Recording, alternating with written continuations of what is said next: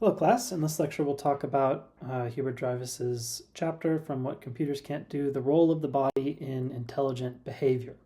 So Dreyfus's primary question in this paper is whether the body is dispensable in intelligent action or intelligence in general.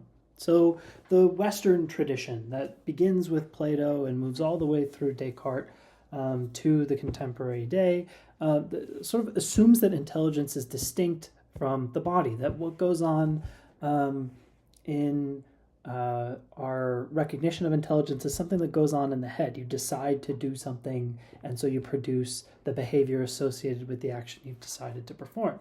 So the mind, in this sense, is seen as a detached universal instrument. It's an executive director that tells the body what to do. It's the puppeteer holding the strings, so to speak.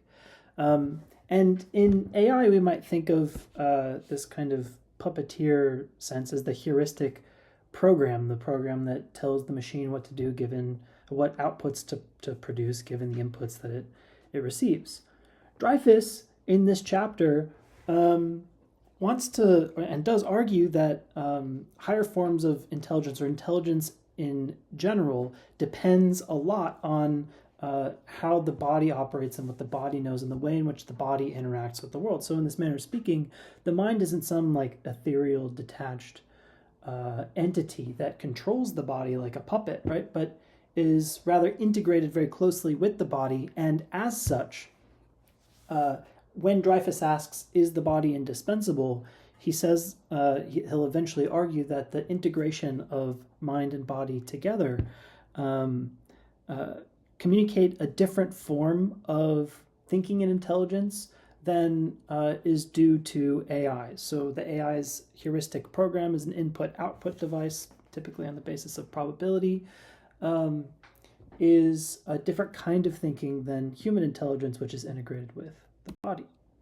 So what Dreyfus points out is that it's ironic. There's this sort of almost funny hidden joke that AI is really good at performing the kinds of intelligences that we typically consider to be like higher intelligence, the thinking sort of thing. So AI is really successful at higher rational functions like logic and games. For instance, Stockfish is the AI chess engine that can defeat any human handily with no problem whatsoever. It's much better at chess than humans are. But what, at least when Dreyfus was writing this book, what AI was not so good at was the lower functions, movements of the body, robotics. And even now, there's Boston Dynamics robots, which can perform all sorts of crazy, articulate, and interesting actions, like they can do flips and hang from things and jump around and copy human movement patterns. So things are a little more complex now. Even then, the robotic movement seems clunkier than the fluidity of human movement, at the very least.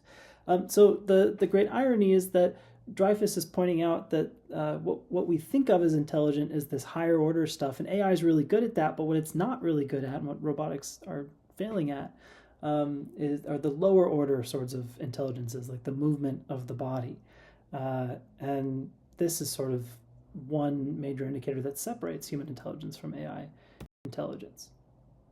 So what Dreyfus says is sort of like the main difference between the form of intelligence of a human and the form of intelligence of a robotic or artificial intelligence system is that humans sort of see the whole first. We start from the broad perspective, and then from this generality, we specify, we find the particular. This is based on a psychological theory called Gestalt theory. The idea here being that you can perform this act called a Gestalt, where you switch from one kind of perspective to another. So if you look at this image just above my head here, you might look at the white object and see a goblet. You might also look at the black objects and see two faces looking at each other.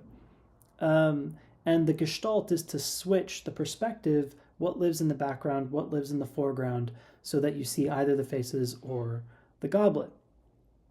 AI intelligence thinks in a way that's called serial thinking. It thinks point by point. It considers every datum that might be a probable output for the input that you give it. And it thinks about every single datum in a serial way. It considers everything, which is why AI costs so much processing power. Humans, on the other hand, can skip all of those steps because we see the generality first. So as Dreyfus puts it, we hear the melody first, which gives the notes their value. We don't build a melody from a list of notes. Rather, you hear the song and then you think about the notes after. Likewise, we see an apple in front of us. We don't see redness, roundness, shininess at a certain particular distance. The significance of those details is determined by the perception of the whole apple, says Dreyfus. So how Gestalt perception works is, in its most basic sense, there's figure and there's ground. So the figure is the object that stands in front of the background, and we focus on the figure, and the background gives context to the figure's place in the display or in the environment in general. So there's some indeterminate background, but it's indeterminate and determines the boundaries of the figure. So there's an outer horizon, like for instance, that against which the object has its boundaries. So if we're looking at my hand as like a turkey here, then the outer horizon is sort of like the outline of my fist against the background of the hand. And the inner horizon is to say, I don't just see a two-dimensional like flat hand here, but I can look through and infer that not only is there a pinky finger, but there's also an index finger as well, that like the hand goes through and back. This is all, as Dreyfus sort of conceives of it, just like known. It's made apparent to the human mind, whereas the AI system will not only represent in its visual array like perceptual scenes in a two-dimensional sense, but it won't be able to skip to understand like that there is a hand behind this and exactly how it's shaped and formed.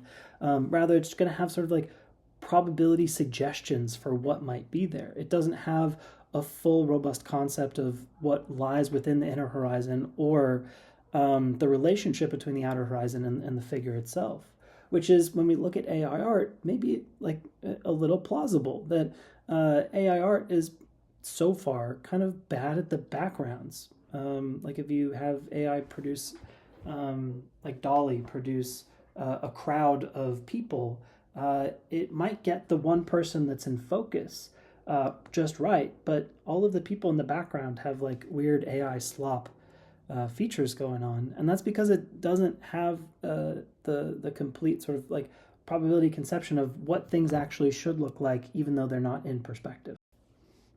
So Dreyfus says that this kind of gestalt nature of human intelligence is due to our relationship, the mind's relationship, the mental stuff, to the body's interaction in the world. So AIs just follow rules, and we can do this too. When we think consciously and deliberately about what we ought to do or why we ought to do it, we act in, as Dreyfus at least says, slow, deliberate, and sort of serialized ways. A computer program is just a set of explicit rules with really fast and powerful processing that runs through all of these, what for humans would be slow and deliberate. Dreyfus has this model of skilled behavior that has it such that the more skilled you are, the more automatically and fast, quickly, spontaneously you can perform the actions within which you're skilled. So he explains that this is possible because we can perform a kind of muscular gestalt, that given a certain intention to act in a particular sort of way, or given a certain sort of solicitation from the environment to interact with it. So I might see my, like seltzer water, and I don't think I should drink it, but if there's thirst in my body and it's there, then I might just pick it up and put it to my lips and drink. There's a kind of recognition of the object and its relationship to us and how we might use it, that all is sort of a part of our comportment naturally with the world that we generally sort of construct through the intelligent sort of understanding and position that we have as humans, intelligent humans in the world. It's not just dropping these same and rigid rules into unconsciousness, but rather there's a different structure of intelligence going on. My unconscious isn't thinking if thirst, if water, then drink. Rather, Dreyfus wants to say there's a more holistic, gestalty sort of story going on.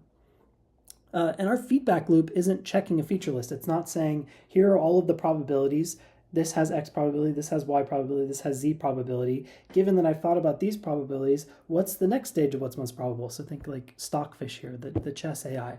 If in any particular sequence, what's the next set of moves that should fit in that sequence? And it'll think step by step by step.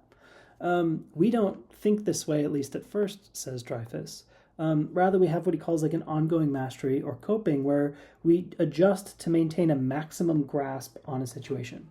The idea here being that we just think about what's most salient and what's most present in front of us. So maybe we feel in general the lines of force from the opponent on the chessboard, and we think, okay, where are these lines of force coming from? And then we engage in the sequence sort of thinking. So we get a gist or a generality of what might be going on, and then we particularize. And this is what makes human intelligence distinctive from AI intelligence, says Dreyfus.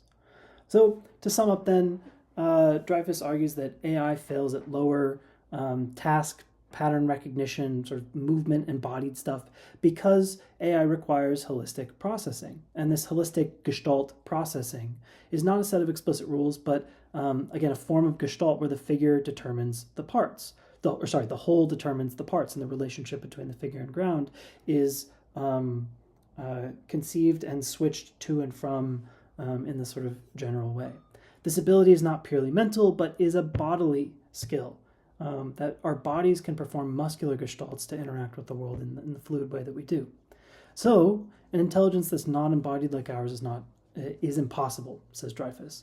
A digital computer cannot be intelligent in the way that we are. Now, Dreyfus wouldn't want to say that a digital computer couldn't be intelligent, just that the form of artificial intelligence is of a different kind than the form of human intelligence.